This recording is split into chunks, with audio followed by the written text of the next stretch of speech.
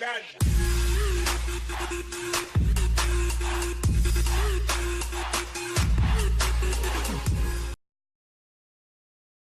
2016, the Titans looked well on their way to becoming a playoff team either through the division or as a wild card. Sadly, Marcus Mariota got hurt with a broken leg and the team fell apart. Still, this team looked good on offense and defense and should compete for a wild card spot at least this year. The Titans really didn't do too much in free agency. They have a pretty deep team, and the notable additions include Sylvester Williams and Logan Ryan. Williams will step in as a starter immediately and add to an already pretty talented front. The only question marks were in the secondary, and Ryan is a huge upgrade. If Ryan performs like he did last year in New England, he will be a worthwhile addition. The Titans had multiple first-round picks and focused on making the team more explosive. The biggest addition is Corey Davis. Mariota desperately needed a weapon on the outside as a receiver, and Davis will immediately be the number one receiver. With their second first-round pick, the Titans drafted Adoree Jackson. He's a freak athlete and should be a good secondary player, but will be primarily used as a kick returner.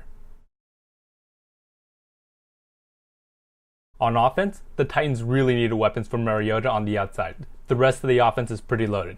The offensive line is one of the best in the league, and DeMarco Murray played well in his first year as the starting running back. With the addition of Davis, Delaney Walker will not be the only threat for Mariota to throw to.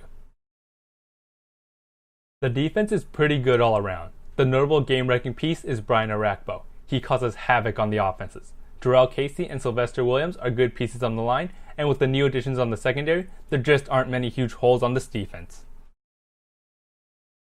Marcus Mariota is the quarterback for now and in the future. He is a great passer even though he can use his legs to create on offense. The broken leg really put a sad end to a pretty good season. There's no reason he can't bounce back and lead this team to the playoffs this year. In the best case, the Titans win the division, finishing at 11-5.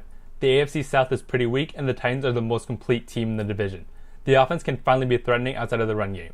The defense is pretty solid and more than good enough to help the team get to the playoffs. In the worst case, the new additions don't work out, and the team finishes at 8-8. Corey Davis isn't ready to be a number one receiver, and the offense isn't explosive again.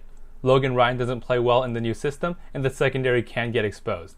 Still, this team is pretty good, and this isn't a team to get looked over. In the likely case, this team finishes better than last year at 10-6 and makes the playoffs. The offensive line is really good, and that makes this team really stable. Davis allows for the team to be more explosive, and opponents have a player on the outside to watch out for. The defense is good, and the additions should help. Dick LeBeau will keep this team solid on defense.